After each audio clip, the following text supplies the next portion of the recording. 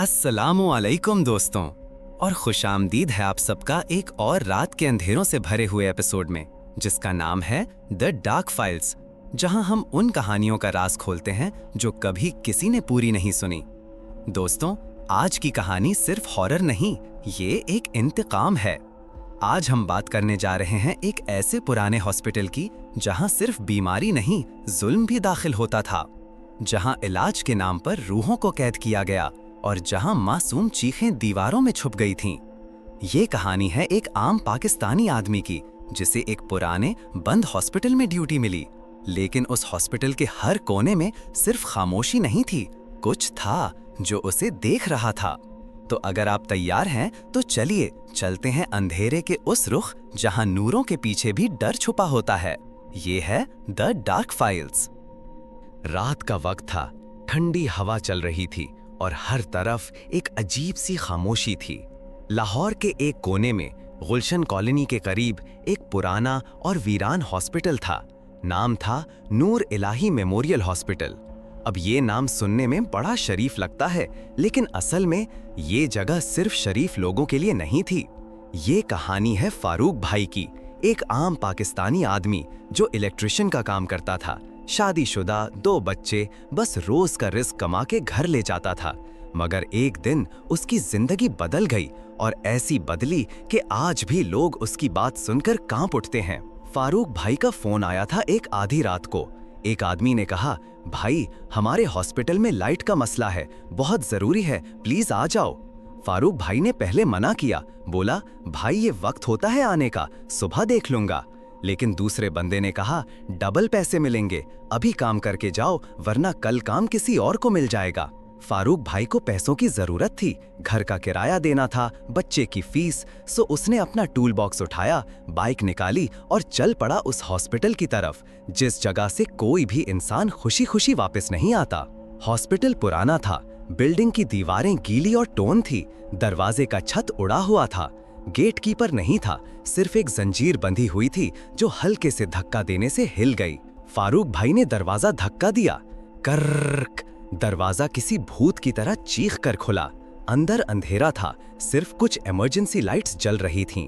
फारूक ने आवाज दी, भाई कोई है? मगर कोई जवाब नहीं आया। सिर्फ एक हॉलवे में बल्ब जल रहा था जो हर 10 सेकंड बाद फ्लिकर करता था, टिक टिक टिक। वहां से एक नर्स निकल के आई, चेहरा सफेद, आंखों में कुछ अजीब सी बेचैनी थी। उसने कहा, यहाँ छत की तरफ जाओ, वायरिंग का मसला है। फारूक भाई ने सोचा, चलो काम खत्म करके निकलता हूँ, देर भी हो रही है। मगर जैसे ही वो छत की तरफ गया, हर फ्लोर पे एक अजीब सी ठंडक महसूस होने लगी, जैसे कोई हवा नहीं लेकिन फिर भी जिस्म में कांप उठती हो। फिर उसने देखा, एक वार्ड था जहाँ लाइट नहीं थी, लेकिन दरवाजा हल्का सा खुला था। उसने अंदर झांका, वहां एक छोटी सी लड़की बेड पे बैठी थी, वाइट फ्रॉक, काले बाल और आंखों में नफरत। उसने फारूक भाई को देखा और सिर्फ मुस्कुराई। फारूक ने पीछे देखा, कोई नर्स या स्टाफ नहीं था। उसने पूछा, बेटा तुम यहाँ अकेली हो? लड़की ने सिर्फ ये कहा, उन्होंने मुझे जिंदा जला दिया था। फारूक का जिस्म कांप गया। उसने फौरन पीछे मुड़ के भागना शुरू किया, लेकिन कॉरिडोर इतना लंबा हो गया जैसे कभी खत्म ही नहीं हो रहा हो। हर तरफ सिर्फ एको, उसी लड़की की हंसी, हे हे हे हे हे हे। फिर उसने देखा, एक कमरा था जिसमें लिखा था ऑपरेशन थिएटर 1983। दरवाजा बंद था, लेकिन उसके नीचे से खून बाहर निकल रहा था। फारूक भाई ने आंखें मसली, सोचा शायद हेलुसिनेशन है, लेकिन जब उसने हाथ लगाया तो वो खून था, गर्म और ताज़ा। उस वक्त उसके फोन पे आवाज आई, अननोन नंबर था। जब कॉल उठाई तो एक औरत की चीख सुनाई दी, भाग जाओ यहाँ से, वरना तुम भी। कॉल कट हो गया। फारूक भाई ने सोचा कि बस यहाँ से निकलना चाहिए, लेकिन जब वापस मेन एंट्रेंस की तरफ गया तो गेट बंद हो चुका था और उस जंजीर पे एक ताला लग गया था जो फारूक ने खुद कभी नहीं लगाया था।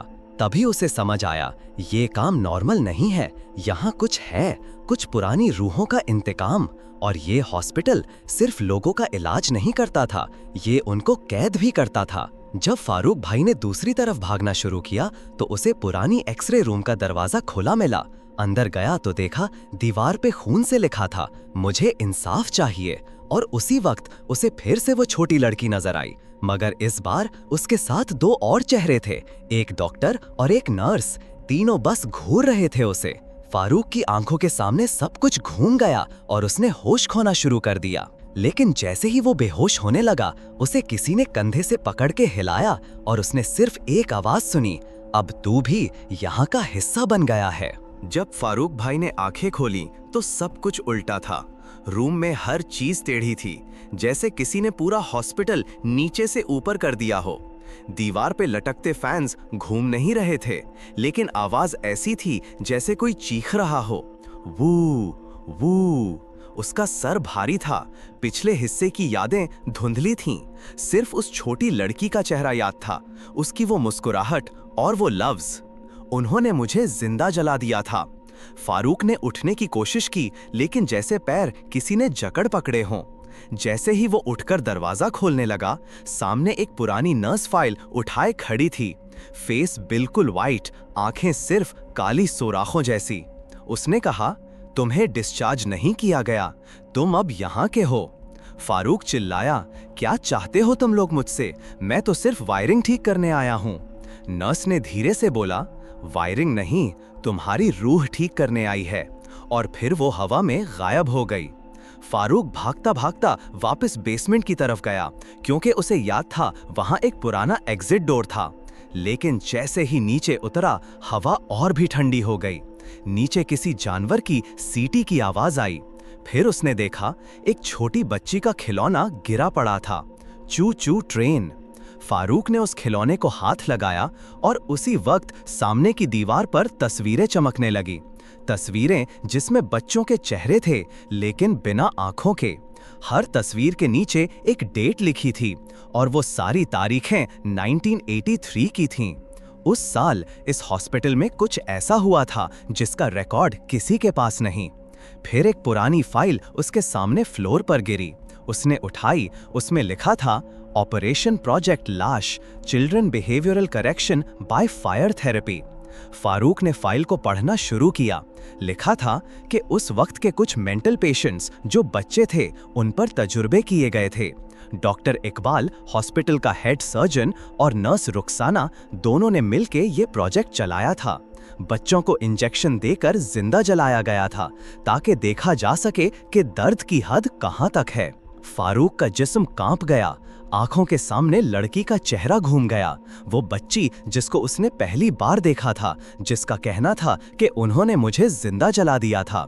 वो सिर्फ रूह नहीं थी, वो सबका इंतकाम लेने आई थी। फिर अचानक उसके पीछे से किसी ने आवाज में कहा, उनका दर्द अब तेरा नसीब है। फारूक ने पलट कर देखा तो सामने डॉक्टर इकबाल था, मगर जिंदा नहीं। उसका चेहरा जला हुआ, आंख से खून टपक रहा था और लबों पे एक अजीब सी मुस्कान थी। उस डॉक्टर ने कहा, तुम्हें लगता है तुम बस वायरिंग करने आए थे? तुम्हें बुलाया गया था, क्योंकि ये जगह सिर्फ खून से जीती है। उसने हाथ उठाया और उसके हाथ में एक पुराना इंजेक्शन था। ये वही दवा है जिससे हम उन बच्चों को चुप करते थे। अब तुम्हारी बारी है। फारूक ने चीख मार के भागना शुरू किया।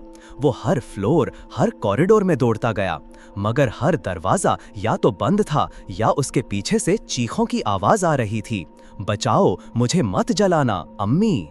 उसने फिर लिफ्ट यूज करने की कोशिश की, लेकिन लिफ्ट का बटन प्रेस करते ही लिफ्ट खुली और उसमें सिर्फ अंधेरा था। अंधेरे में से एक छोटी सी आवाज आई, आज मैं तुम्हें ले जाऊंगी, वहीं जहां मैं हूं। फारूक ने लिफ्ट का दरवाजा बंद किया और सीढ़ियों की तरफ भागा। तब उसे एक छोटी सी रोशनी नजर आई, हॉस्पिटल का चैपल, जो सिर्फ एक जगह थी जहां रूहानी हिफाजत थी। उसने दौड़ लगाई वहां तक। चैपल में दाखिल होते ही सब कुछ खामोश हो गया। अंधेरा दूर और हवा रुक गई। उसने देखा एक कदीम कुरान शरीफ का नुस्खा वहां पड़ा था, जिसमें से रोशनी निकल रही थी। उसने फौरन कुरान को उठाया और पढ़ना शुरू किया। व इज़ा मरिस्तु फहुवा यशफीन, और जब मैं बीमार होता हूँ तो वही मुझे शिफा देता है। सूरा अश्वारा आया 80।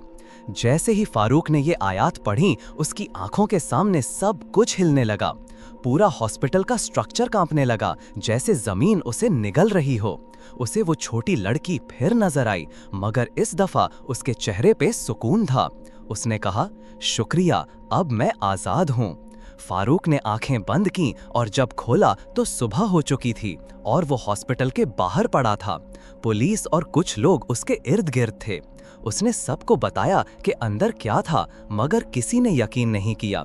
हॉस्पिटल का अंदर का हिस्सा बंद था और अंदर कुछ भी नहीं मिला।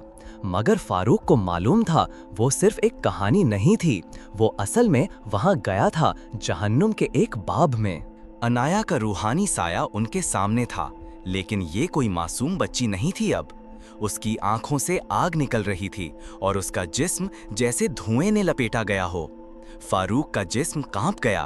पीर गुलाम यासीन ने फौरन अपनी तस्बीह उठाई और कलमा तैयबा बुलंद आवाज में पढ़ना शुरू किया, ला इलाहा इल्लल्लाह मुहम्मदुर रसूलुल्लाह। लेकिन अनाया चीखने लगी, वो नाम मुझे नहीं रोक सकता, तुम सब मुजरिम हो, सब। वार्ड के अंदर का हर शीशा टूटने लगा, दीवारें हिलने लगीं, जैसे पूरी इमारत गिरने वाली हो। हाफिज जवान ने सूरा अल फलक और सूरा अन्नास की तिलावत शुरू की। अनाया फिर चीखी, लेकिन उसकी आवाज अब बच्ची की नहीं थी, वो आवाज एक औरत की थी, फिर एक बुजुर्ग की, फिर एक आदमी की, जैसे कई रूहों का इज्तिमा हो। पीर साहब ने फारूक से कहा, ये सिर्फ अनाया की रूह नहीं, ये सब उन बच्चों की रूहें हैं जो इस हॉस्पिटल में जुल्म का शिकार बने। अगर तू चाहता है कि इन्हें सुकून मिले तो तुझे इनका सच दुनिया के सामने लाना होगा। फारूक ने घबरा कर पूछा, कैसे पीर साहब, मुझे कोई यकीन नहीं करेगा। पीर साहब ने कहा, तो अपनी जान दांव पे लगा, लेकिन सच बोल, रूह का इंतकाम उस वक्त तक पूरा नहीं होता जब तक दुनिया उस जुल्म को सच ना मान ले। उस वक्त अनाया की रूह ने फारूक की तरफ हाथ बढ़ाया और उसके जहन में एक तस्वीर डाल दी, डॉक्टर इकबाल के सीक्रेट बेसमेंट लैब की, जहां कई वीडियो टेप्स और फाइल्स छुपी हुई थीं। ये वो सबूत थे जिनकी वजह से वो बच्चे कत्ल हुए थे। पीर साहब ने मुसलसल तिलावत जारी रखी। अनाया की रूह चीख चीख कर जलने लगी, हवा का तूफान बन गया। लेकिन फारूक ने आंखें बंद कर दुआ की, या अल्लाह, अगर मैं झूठ कह रहा हूं तो मुझे यहीं जमीन में दफन कर दे, लेकिन अगर ये रूह सच कह रही है तो मुझे इनका सच दुनिया को बताने दे। अचानक सब कुछ रुक गया, अंधेरा छंट गया, हवा साफ हो गई। अनाया का साया धीरे धीरे रोशनी में बदलने लगा। उसका जला हुआ चेहरा अब एक नूरानी सूरत में तब्दील हो गया। आंखों में शुक्रिया था। उसने धीरे से कहा, शुक्रिया, अब मैं जा सकती हूँ। और फिर वो हवा में घुल गई, एक हल्की सी मुस्कुराहट के साथ। 2 महीने बाद फारूक ने मीडिया के सामने नूर इलाही हॉस्पिटल का राज खोल दिया। न्यूज चैनल्स पर हेडलाइंस चलीं, 1983 का मास चाइल्ड मर्डर केस एक्सपोज्ड, नूर इलाही हॉस्पिटल के दरिंदा डॉक्टर्स का सच सामने आ गया। बेसमेंट से मिलने वाली टेप्स ने सब कुछ खोल दिया। डॉक्टर इकबाल और नर्स रुखसाना दोनों के खिलाफ रिकॉर्ड खुला, लेकिन वो लोग कब के मर चुके थे, मगर उनका सच, उनका जुर्म दुनिया के सामने आ गया। फारूक ने कोर्ट में गवाही दी, हुकूमत ने वो जगह सील कर दी और उस पर एक मस्जिद बनाने का फैसला हुआ, ताकि वो जगह जहां रूहों का अजाब था अब सिर्फ रहमत और दुआओं की जगह बन जाए। पीर गुलाम यासीन ने फारूक से कहा, तुमने उन रूहों का इंसाफ लाया बेटा, ये तुम्हारी जिंदगी का सबसे बड़ा काम था। फारूक ने आसमान की तरफ देखा और उसे लगा जैसे कहीं दूर एक छोटी सी लड़की मुस्कुरा रही हो, और इस दफा उसकी आंखों में आग नहीं, सुकून था। ये कहानी बस एक हॉरर कहानी नहीं थी, ये उन आवाजों का इंतखाम था जिन्हें दुनिया ने सुना ही नहीं। ऐसे लोग जो जुल्म का शिकार बने और जिनके लिए कोई आवाज नहीं उठी। तो दोस्तों, ये थी वो कहानी एक पुराने हॉस्पिटल की, जहां रूहों ने इंसाफ मांगा और एक आदमी ने अंधेरों का सामना करके उन्हें सुकून दिया। ये सिर्फ एक हॉरर फाइल नहीं थी, ये एक याद था उन चीखों का जिन्हें कभी किसी ने नहीं सुना, उन बच्चों का दर्द जो सिर्फ तजुर्बों का निशाना बन गए। फारूक हाई जैसे लोग हमेशा आम दिखते हैं, लेकिन जब वक्त आता है तो वही लोग अंधेरों के अगेंस्ट खड़े होते हैं। लेकिन सवाल ये है, क्या सिर्फ एक कहानी का अंजाम हो गया, या कुछ रूहें अभी भी इंतजार में हैं? ये दुनिया के हर शहर, हर मोहल्ले में ऐसे मकामात छुपे हैं जहां सच जिंदा दफन है, सिर्फ किसी फारूक के जागने का इंतजार है। अगर आपको ये कहानी पसंद आई तो वीडियो को लाइक करें, शेयर करें अपने दोस्तों के साथ और कमेंट में जरूर बताएं, क्या आपने कभी किसी पुराने हॉस्पिटल में कुछ अजीब महसूस किया है? और अगर आप नए हैं चैनल पर तो द डार्क फाइल्स को सब्सक्राइब करना ना भूलिएगा, क्योंकि हर अगला एपिसोड आपको ले जाएगा और गहरी तारीकियों में। मैं हूं आपका होस्ट और ये थी एक और फाइल, अंधेरों से उठती हुई। मिलते हैं अगले एपिसोड में एक नए राज के साथ। तब तक खुद को सेफ रखिए और याद रखिए, डर कभी अकेला नहीं आता।